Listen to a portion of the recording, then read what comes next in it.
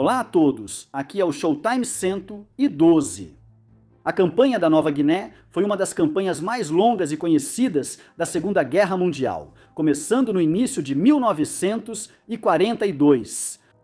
Os japoneses de um lado e os americanos e australianos, do outro, lutaram pelo controle de uma das maiores e mais inóspitas ilhas do mundo. O objetivo estratégico japonês no Pacífico Sul era criar um perímetro defensivo para resistir a qualquer tentativa dos aliados de expulsar o Japão dos territórios capturados nas Índias Orientais Holandesas e no Sudeste Asiático. Além disso, eles buscavam isolar a Austrália dos Estados Unidos, impedindo assim seu uso como base para operações ofensivas. Uma maneira de alcançar isso era avançar pelas ilhas Salomão, Nova Caledônia, Fiji e Samoa. A segunda era capturar Port Moresby, o único grande centro urbano em Papua Nova Guiné. Mas antes mesmo da campanha da Nova Guiné começar, os japoneses queriam capturar um local que serviria como principal fortaleza tanto para a campanha da Nova Guiné quanto para a das Ilhas Salomão, Rabaul, na ilha de Nova Bretanha. Assim como a metade oriental da Nova Guiné, Nova Bretanha e a vizinha Nova Irlanda eram administradas pela Austrália. Os recursos limitados do país eram a única coisa que impedia a ofensiva determinada dos japoneses. A posse de locais como Rabaul ou Porto Moresby era extremamente importante. Esses lugares eram quase como ilhas dentro de ilhas maiores, pois devido ao terreno extremamente difícil e à falta de estradas, só podiam ser alcançados facilmente por mar ou pelo ar, tornando assim toda a campanha basicamente uma guerra aérea. Mas que tipo de poder aéreo os lados opostos na região tinham à sua disposição? As únicas aeronaves de combate propriamente ditas disponíveis para os australianos eram o bombardeiro Lockheed Hudson e o hidroavião Consolidated, PBY Catalina. Em 1940, os australianos designaram apenas 8 aeronaves para a defesa da Nova Guiné. Na época, o país focava em apoiar o esforço de guerra britânico na Europa e na África.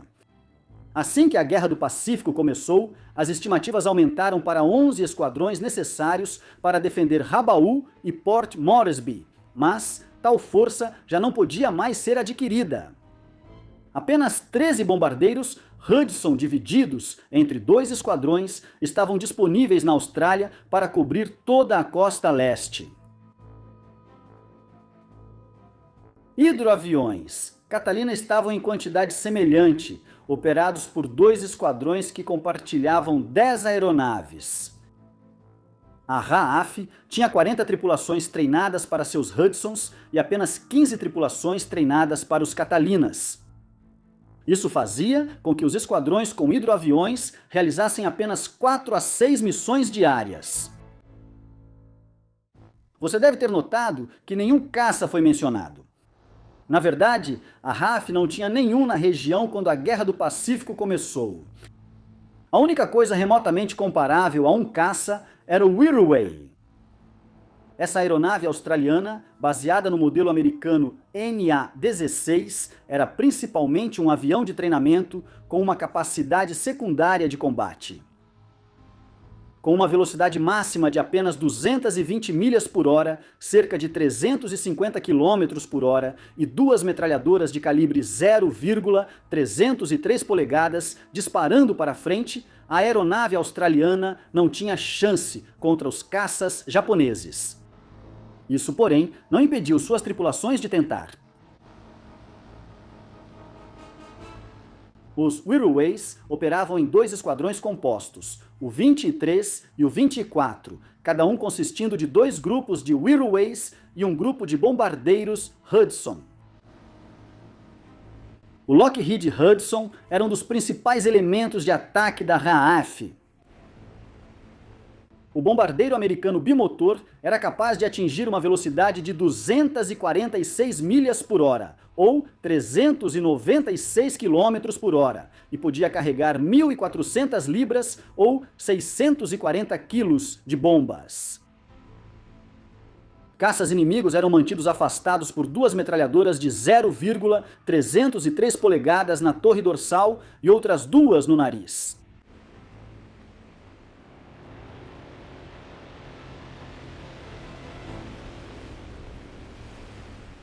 O hidroavião PBI Catalina era um bombardeiro de patrulha, capaz de realizar patrulhas extremamente longas e de atacar navios inimigos em grandes áreas oceânicas.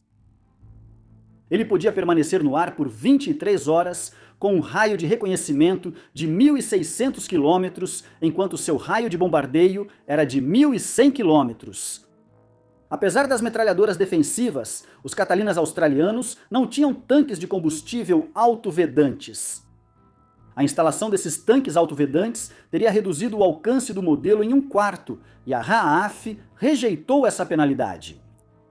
Isso fazia com que os Catalinas australianos fossem muito inflamáveis e só pudessem atacar alvos pouco defendidos.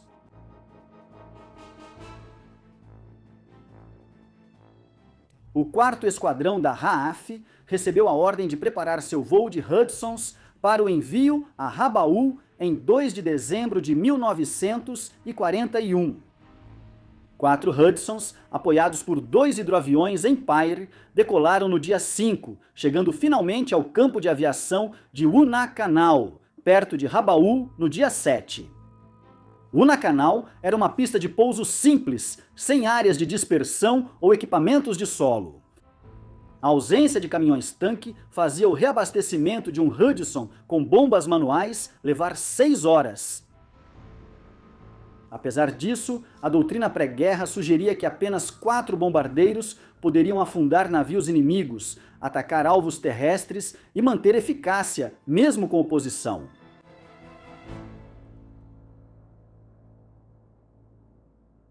O 8 de dezembro marcou a primeira incursão japonesa, quando uma aeronave não identificada sobrevoou Rabaul. No dia seguinte, houve outro voo desse tipo e desta vez o intruso foi identificado como uma aeronave bimotora da Marinha Japonesa. Esta era uma G-3M Neo baseada em Truk. O comandante do voo Hudson, John Murphy, decolou tentando interceptar a aeronave japonesa, mas, mesmo sendo um piloto experiente de Hudson, não conseguiu alcançar a Neo. Quando os Hudsons chegaram à Austrália, eram considerados possíveis caças pesados de defesa aérea, mas essa missão acabou com essas ilusões.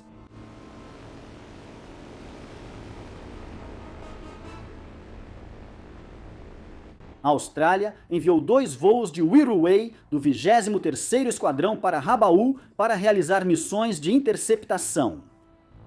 Ironicamente, o Wirraway era ainda mais lento que o Hudson e tinha chances ainda menores de alcançar as aeronaves inimigas. O primeiro voo de Wirraway chegou a Rabaul em 10 de dezembro, compartilhando o campo de aviação de Guadalcanal com os Hudsons. O segundo voo chegou 5 dias depois e foi deslocado para o antigo campo de aviação civil em Lakunai. Naquela época, a RAAF decidiu lançar sua primeira operação ofensiva contra os japoneses. O único alvo ao alcance dos 4 Hudsons em Rabaul era Kapinga Marangi, também conhecida como Ilha Greenwich. Esse era um posto avançado japonês mal defendido nas Ilhas Carolinas. Em 15 de dezembro, um Hudson pilotado pelo tenente de voo Ken Irwin foi enviado para reconhecimento após receber relatórios de inteligência sobre a movimentação de navios japoneses. O avião de Irwin chegou sobre Kapinga Marandi no meio da manhã, a 15 mil pés de altitude, encontrando 19 barcaças e um navio de transporte. Descendo para inspecionar o navio, Irwin estimou seu deslocamento em 5.000 toneladas e atraiu parte do fogo defensivo da embarcação. Seguindo a doutrina de silêncio de rádio, a tripulação não relatou o que encontrou, e o comando da RAAF só pôde saber disso após um voo de retorno de 3 horas.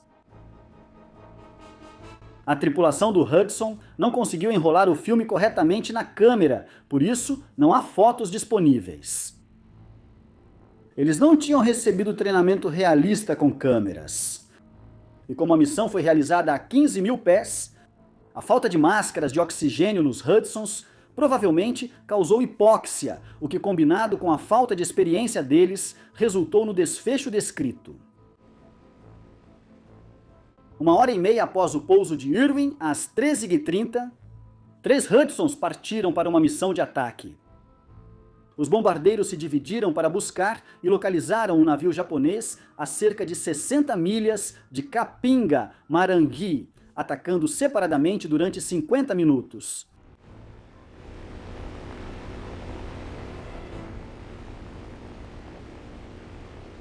Os Hudsons atacaram individualmente de altitudes entre 7 mil e 10 mil pés, facilitando o trabalho de evasão para a tripulação do navio japonês.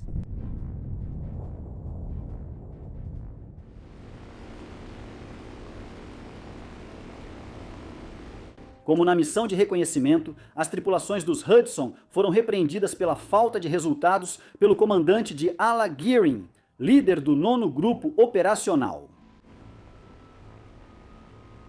Isso evidencia as ideias delirantes das estruturas de comando da época, que compreendiam de forma equivocada a eficácia dos ataques a navios.